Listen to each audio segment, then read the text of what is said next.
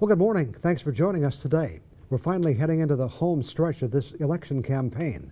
What factors are lining up to affect the outcome? How are the races shaping up? Our guest this morning can help answer those questions. We'll meet him right now. From TV6, this is The Ryan Report. Now, here's your host, Don Ryan. Well, Bill Ballinger is the #1 political pundit in Michigan. Born in Flint, he served as a Michigan state representative, state senator, a state racing commissioner, and director of the State Department of Licensing and Regulation. He was the founder of Inside Michigan Politics, a state-based weekly subscription newsletter that he launched in 1987 and published for 27 years before he sold it. And from 1992 to 2004, he also hosted a weekly hour-long call-in program on political issues on public radio station WKAR on the campus of Michigan State University. If you have a question on Michigan politics, Bill Ballinger most likely has the answer. He's in Marquette to address the Economic Club. We're pleased he could find time to join us this morning. Thanks for being here, Bill. My pleasure, Don. It's good to have you with us. You know, before we get down to talking about elections, you've been at this for a long time, and you also served in government for a long time. Why did you decide it would be better to report on what people are doing than continue to serve in the jobs themselves? Well, you know, it's very difficult to go back and forth. There are not many people that do it. Right. I understand maybe you did it once. Well, kind of, yeah. And Pat Buchanan at the national level ran for president after being a commentator and then went back to being a commentator. Right. But otherwise, it seems to me you got to fish or cut bait one way or the other. You got to decide, am I going to be in the political game? Am I going to run for office? Am I going to serve in public office, or am I going to just back away from it completely and never go home again and be a commentator and an analyst?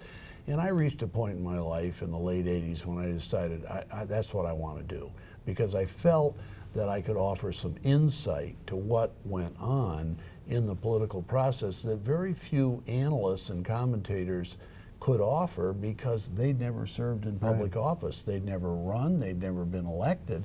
And I think it shows in a lot of the media. They just don't understand what politicians really go through. You had that great experience. Now, how have you managed to stay current? What do you do to stay up on things? You know, it's kind of an avalanche of information and data constantly. I think the internet, and I think the way communications has expanded because of all the technological breakthroughs in the last 10 years, make it much easier, I think, to get information about politics than ever in the past. A lot of people complain because they think it's all biased and partisan, and there are all these spin doctors out there. Well, that's true, but if you're smart enough to just balance it out and say, okay, I'm going to listen to this side and sift through it all, there is more information coming at you nowadays, I believe, than ever before. And speaking of the internet, you're now doing a internet publication, the Ballinger Report. Correct, theballingerreport.com. You can go to that. There are articles on there. We're going to expand it probably at the end of the year, early next year. And it's a lot of fun. You know, a lot easier actually than publishing a hard copy subscription print newsletter every 2 weeks and meeting certain deadlines and all the paper and everything else.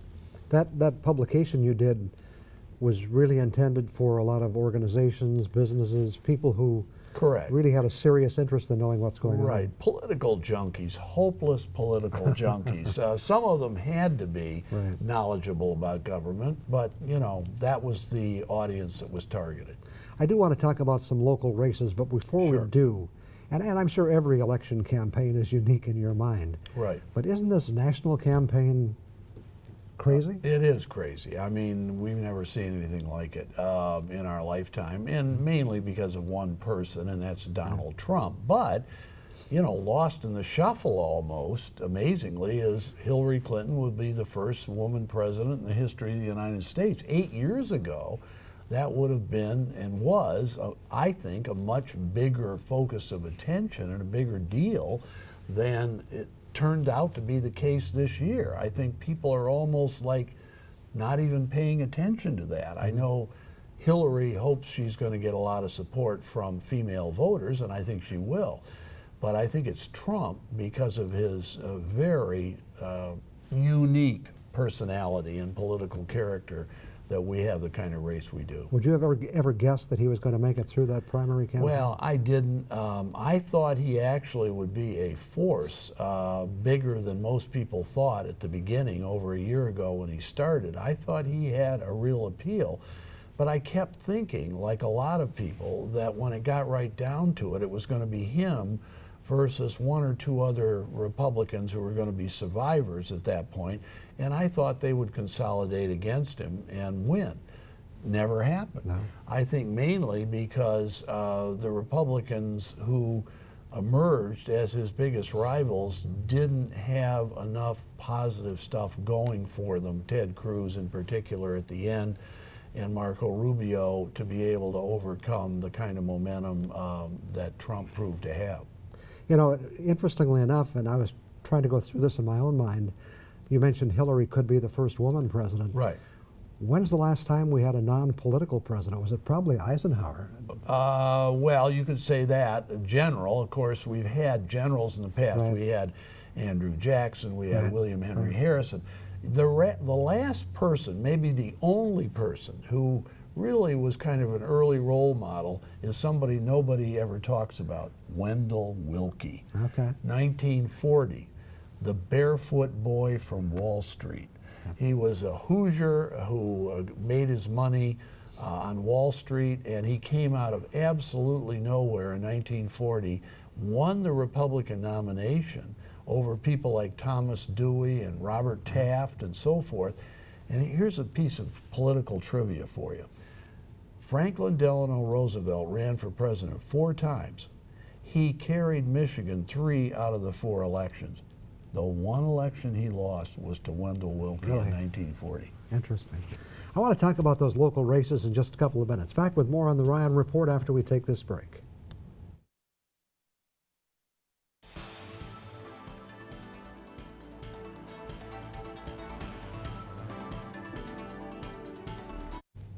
Talking with Bill Ballinger about politics in Michigan and across the nation. Before we leave the presidential race, what's going to happen in Michigan? Well, I still have to give Hillary Clinton the edge.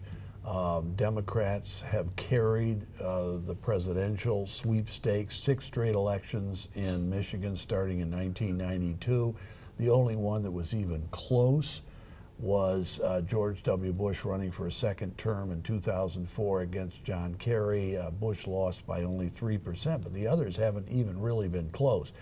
Donald Trump is so unorthodox and so unpredictable, and his appeal seems to cut across so many of the demographics that traditionally we assign to either Democrat or Republican. He could pull a shocking surprise, I suppose.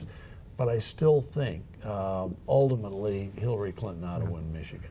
The blue-collar Democrats could have a different view. You just never know about Right, that. well, exactly. I mean, that's exactly what we're talking about. If he could have the kind of appeal that Ronald Reagan had to blue-collar Democrats in the 1980s in November, and enough of the rest of the voting population don't get out with great enthusiasm for Hillary Clinton, he could pull off an upset. And I think Hillary Clinton herself is a little bit off balance. She doesn't know quite what to expect from Trump.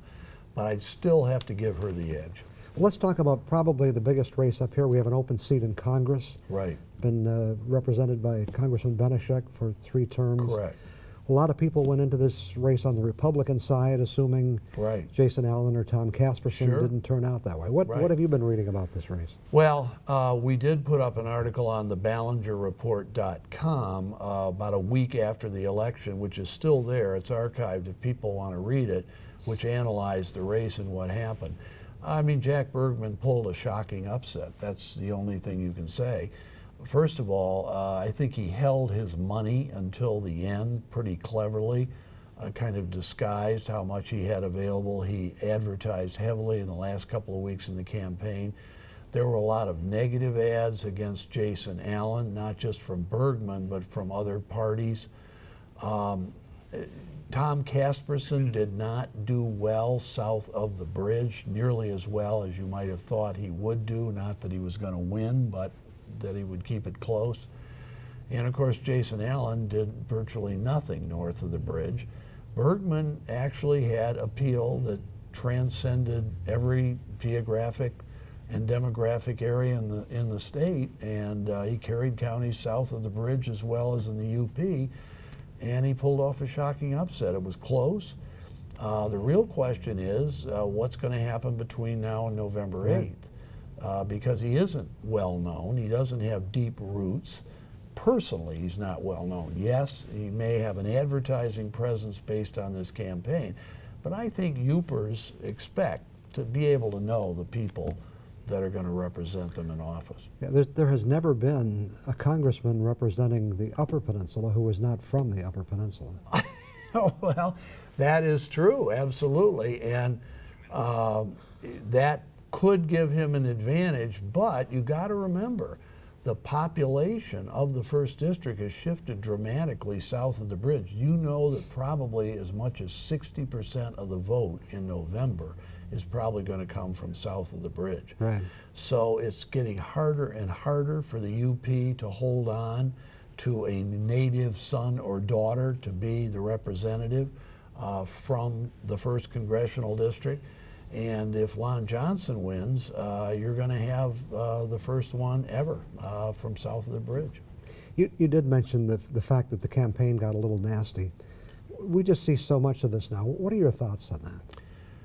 Well, I just think, first of all, I think technology and TV, I know you're in TV and you like to see the positive aspects to it, but I think the way the online presence works in politics and also TV, attack ads and that sort of thing, I just think it has ratcheted up the degree of negativism in politics to an extent that we don't feel we've ever seen before.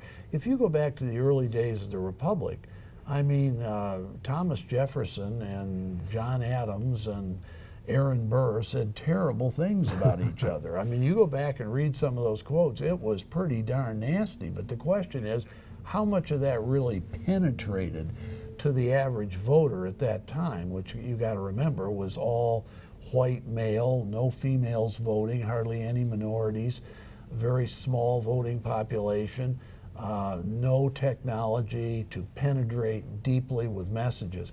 Today, we're just inundated and pounded with messages online and on TV that you know, I think really cement this negative feeling. We'll take a quick look at some other races in just a couple of minutes. Back with more on the Ryan Report after we take another break.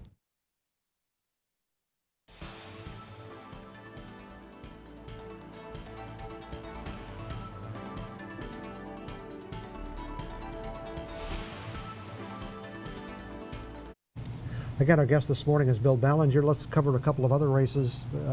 One open seat in the State House this year over in the 108th District. What do you see happening over there? I think that the Democrats have been pretty confident that they could win this with the Dickinson County Sheriff, Scott Solello. Strong vote getter. It's a very marginal district, could go either way. Both Republicans and Democrats have represented it in the past. But Beau Lefebvre, the Republican nominee, shocked people. He was almost like a Bergman coming out of nowhere and winning the primary. And, you know, the vote in the primary didn't look particularly good for the Democrats there. And so I think it's a real toss-up race. It's the only one in the UP that really is. I think the others are pretty much cut and dried. That district, you know, it's swung both ways, although pretty long swings. You know. Republican and Democrat. Exactly. There's also been candidates from Delta County and Dickinson County. Right. And you've got the three counties, Menominee, Delta, and Dickinson. And yeah, there have been a lot of surprises there. And of course, Tom Casperson was elected originally to the House in an upset over Bart Stupak's wife, which was considered a shocking upset. But it shows how marginal that district is. The other two House races, the 109th, John Keevala. He has an opponent on the Republican Party, but he's running for his third term. Heavily Democratic district, of course. And I think Kivela is going to be fine. He had a challenge in the primary. He survived that pretty easily. And Scott DeAnda on the 110th, I think, will win. And then I think the real question is what happens in 2018 when Tom Casperson's Senate seat is term limited, and you may have a battle royal in the Democratic primary between Marquette-based Kivela and Scott DeAnda, from the Houghton area. And Ed McBroom has already indicated an interest on the Republican side. Who is the term-limited Republican in the 108th district that we were just talking about. He'll probably want to run. So it could be a very exciting 2018 for the state Senate in the Western UP. Do you see any change in the makeup of the State House this? Well, it could happen that the Democrats do pick up control. They have to gain 9 seats, which seems like a lot. But the Republicans have far more vulnerable seats open that could be won by Democrats, like the 108th. And there are a whole bunch of them south of the bridge.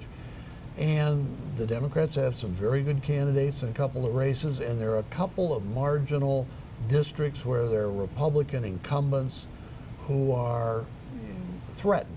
They're vulnerable. The districts are very marginal. The Republicans won by a very narrow margin in 2014. If the Democrats can knock off those 3 or 4 Republican incumbents, pick up 5 open seats, they'll get control. And it'll be the first time that Rick Snyder, as governor, will have faced a legislature with the Democrats controlling even one chamber.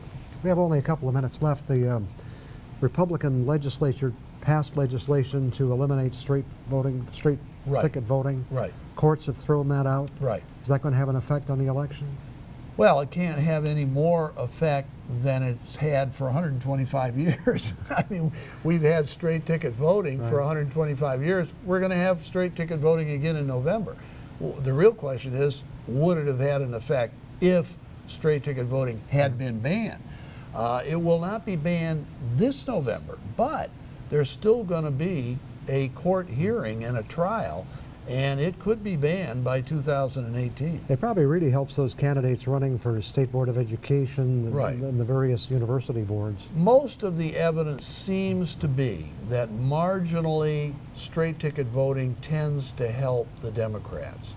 Remember the old battle cry of the Democrats from the 1930s, and particularly from Soapy Williams when he was governor: make it emphatic, vote straight Democratic. I do remember that. And statistics show by 5 or 6%, Democrats tend to vote straight ticket more than Republicans, and that does help those down ballot races like for the State Board of Education, University of Michigan Board of Regents, where nobody knows who these candidates are, and they just go with the flow from the top of the ticket. So you'll be staying up late on election night seeing how the results I'll have to. Yeah. I'll have to. Yeah. Thanks very much for coming in and visiting with us this morning and giving us some insights into these races. Elections can be fun, or sometimes, when you get some races like this, we kind of wish they were over, but they're still important to our democracy. Glad to be with you. A lot of fun. Thanks very much. Our guest this morning was Bill Ballinger. I'll have some other thoughts for you after we take a break.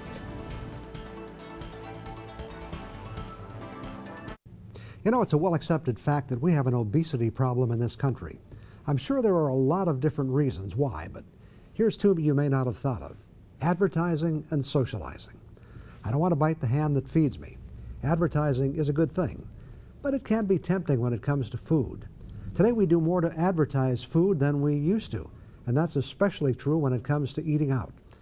When I was a young guy, we didn't have nearly the number of chain restaurants, so we had very few advertising on national TV. Now they do every day. The fast food regulars, as well as those a step or 2 up the restaurant ladder. They do a good job and convince us that it's more than just eating, it's treating yourself to a fun experience. Which brings us to socializing. Today, eating is so much more than just providing our body with nutrition. Eating has become, and perhaps it always has been, a social activity. There are countless examples. A few: there's a business lunch where people meet to talk about important business matters, or maybe just to get a free lunch on their expense account. How about dating? Taking someone out for dinner can be a fun and sometimes romantic idea. However, you want to be careful about going out for dinner on a first date. especially a blind date. There's nothing worse than being stuck through an entire dinner with someone you don't really want to be eating with. Eating out is a common social activity for married couples as well. It's not just a change from the usual cooking, it's also a change of scenery. A conversation may not change, but at least it's in a different setting. Of course, if you ask some friends to come along, it adds another social dimension to the outing. Then there's taking the kids out, especially when they're young. It can be a lot of fun, or sometimes it can be a disaster, depending on their mood. Makes no difference, it all adds to the adventure. Today we have a lot more choices. Here in Upper Michigan we've always had some great restaurants, but today we have a lot more, and they've changed over the years. At one time we primarily had the diner-style restaurant and the supper club. Then fast food came along with the 15-second hamburgers. They're still here, but the hamburger costs a lot more than 15 cents now. So was eating always a social event? Did early man invite the neighbors over for dinner after he went out to slay the wild beast? Did cowboys sitting around the chuck wagon campfire use the opportunity to share their feelings? Maybe, maybe not. Social eating probably does add to our obesity issues, but it's not the only factor. For me, the biggest problem is not wanting to stop when I'm eating something I really like. I'm guessing you know the feeling. Those times when you've eaten enough to fill the emptiness in your stomach, but not enough to satisfy that craving in your taste buds. I guess the only answer in that situation is to eat things you don't eat things you don't like. I won't be doing that. I'll be back in just a couple of minutes. Time for us to wrap it up for another week. The Today Show will be here in just a moment. We do have time to remind you that our show is also available on the internet. Check it out at uppermichigansource.com. The current show is usually available starting on Monday afternoon, and you can also find many past episodes at that same location. Thanks to Bill Ballinger for joining us this morning and offering his perspective on the upcoming election. And thank you for joining us for the conversation. Hope we can look forward to seeing you again next Sunday morning.